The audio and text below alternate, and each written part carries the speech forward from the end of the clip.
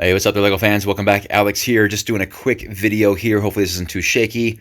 I have the Orient Express here on a 9-volt under the tender. This is my first test. I just slapped that thing underneath there. Very few modifications required for this, but I think I know the outcome here. Let's go ahead and give it full power.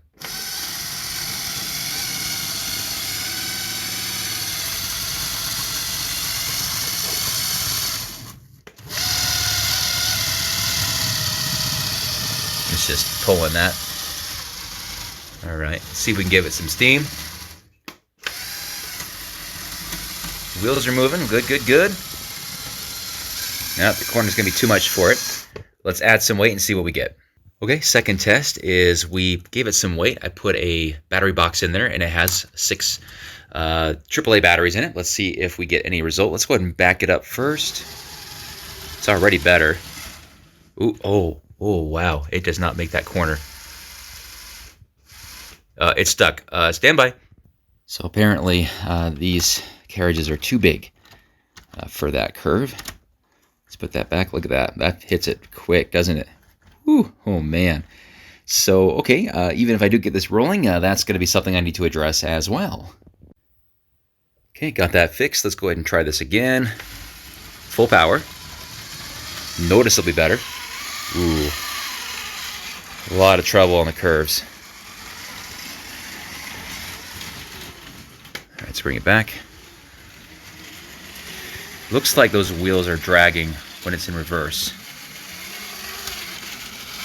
Oh, it's still going, still wants to go. I didn't notice that when it was going forward though. Let's try it out. We'll make sure to go back too far. Let's try it again. Yeah, wheel spin. Ooh, still catching a little bit, isn't it? Does okay on the straights though. There we go. If I give it a little bit of encouragement.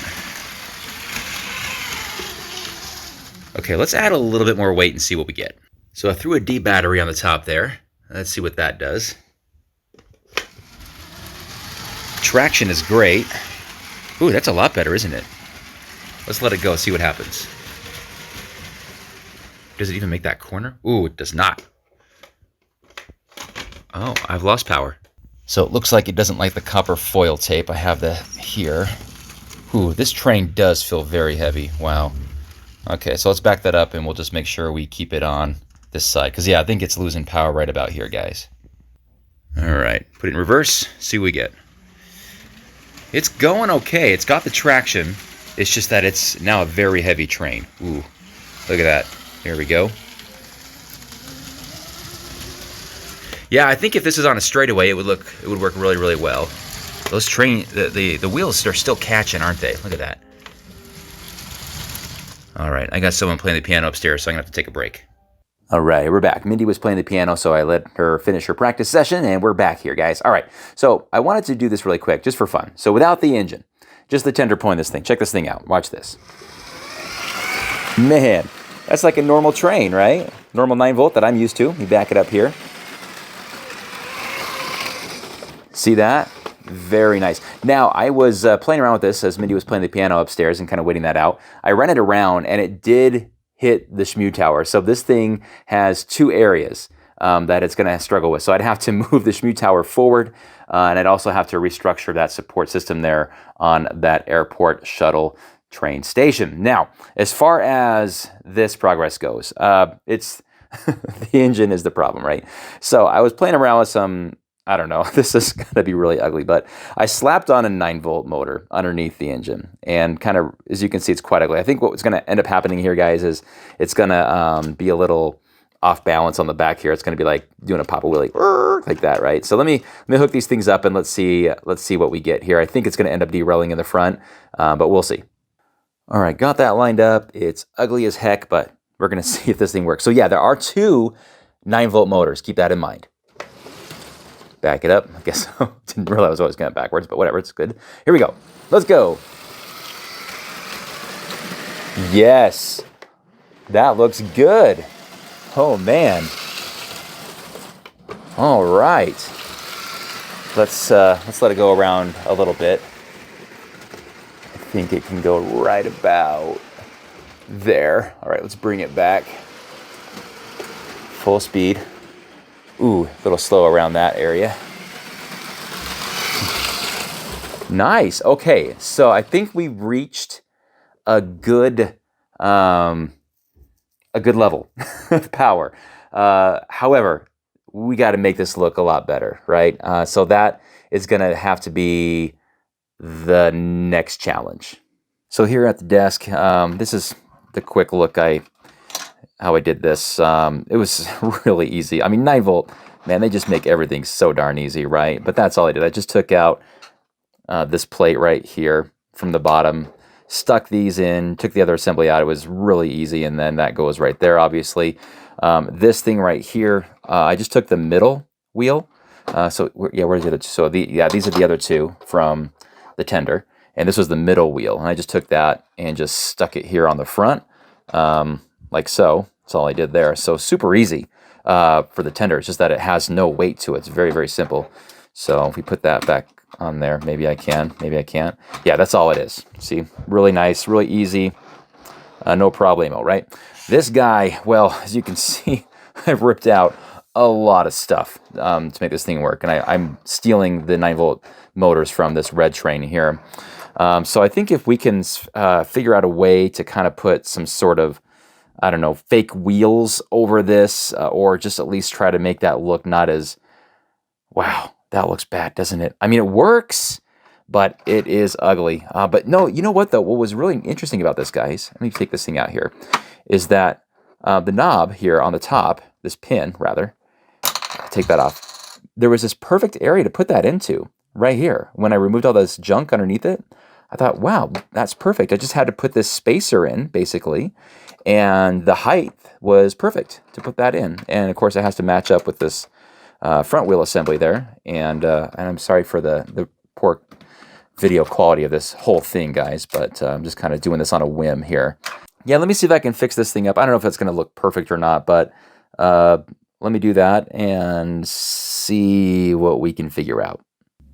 All right, we're back. I've been fiddling around with this thing for a good hour, and I think I've got to a reasonable solution here. Let me just disconnect the tender there, and that's what I got. Is it beautiful? No. Is it better? Yeah, than what it was. I mean, the original design is the best, obviously, but we want this to be motorized. So that's what I'm looking at here, guys. So here's this monstrosity underneath it. I put in some spacers here, some Technic spacers to kind of point the wheels out. So yeah, these wheels, these 4 wheels, are sticking out quite a bit, and will be extended over the track. So yeah, as I put this thing on the track here, it does. Here, let me get that on there front there. Let me see if this is going to work.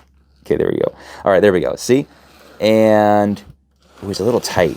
Hold on a second. Let me push this. There's a little tightness in there. I wonder if that's from the front there. I wonder if it's because the back wheels are kicking it. You know what? Heck with it. Let's test it out, guys. All right, so epic fail here, guys. Look at this. It doesn't even... oh, there we go. Nope.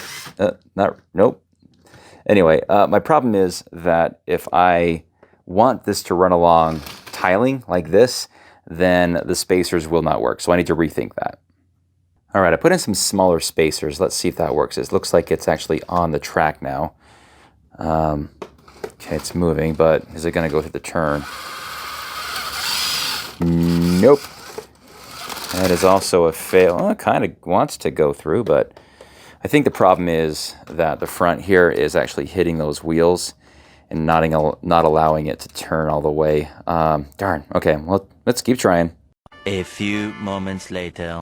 So we're back, and some time has passed since that last clip, and I unfortunately have to admit defeat here, guys. I was not able to get the train engine to look presentable with that 9-volt motor underneath it. It just looked hideous no matter what I did to it, and I tried a lot of different things, but unfortunately it just wasn't working out. So the engine is back to the standard. It's back to factory. It's a factory reset. So I still have the tender.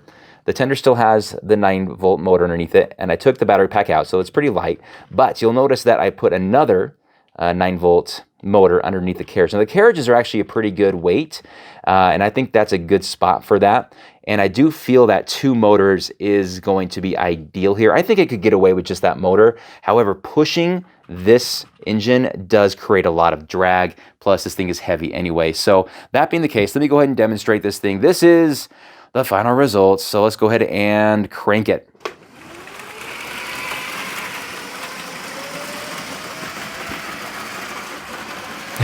I did move the Shmu tower forward by 2 studs and removed that entire train station, the airport shuttle station, so it would fit.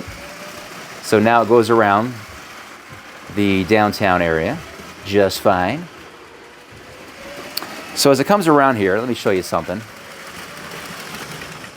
So the wheels spin just fine going forward, but watch it going backwards. See that lock up? Bring that back. No problem going forward. Back up. Locks up. I mean, it does turn, but it locks a lot. And you know what? I had the same problem with the Emerald Knight. In fact, here's the Emerald Knight over here. And it has the exact same wheel setup, right? Very, very, very similar. And this has power functions in it. But I had the same thing with this one. I actually put the 9-volt motor in the tender. And as I reversed it, it would lock up so much. And I remember doing a video, it was years ago, on that setup. And it was, I did that demonstration and it locked up just like this thing is locking up. So it just must be just the way that setup works with these LEGO steam engines. But regardless, it's okay. I mean, it's not power functions. This wouldn't fit, or it wouldn't, well, actually, no, it wouldn't fit on the lower level. It'd be kind of a tough fit for it. I haven't even tried it. I won't, because it's mostly underground anyway. But the top level, a lot easier. This was the low-hanging fruit, to put a 9-volt motor underneath this thing, and it works pretty well. As you can see, it's got some good torque, decent power. It gets going pretty well.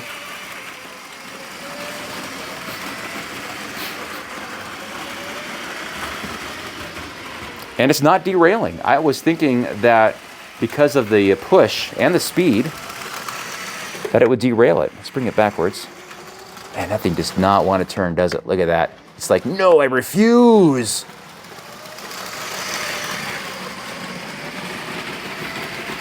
It's a good looking train though. I'll give it that.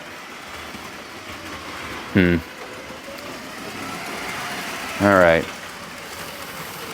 So, that being said, these are the pieces that you take out of it. A lot of this is going to be from the tender. These are just as is, except I took the ball joint receiver out of both of these. These are the pieces I took out from the middle axle, which is actually now the front axle of the tender there. And of course, this whole assembly here from the carriage, and I just took out that front piece there, which is the receiver for the ball joint connection. So yeah, that's it, guys. I don't know if I call that a success. I mean, it's going, it's automated, but not the way I had hoped or planned for. Anyway, guys, that is it for me today. Let me know what you guys think of this failed effort. And as always, thank you so much for watching, and we'll see you next time. Bye-bye.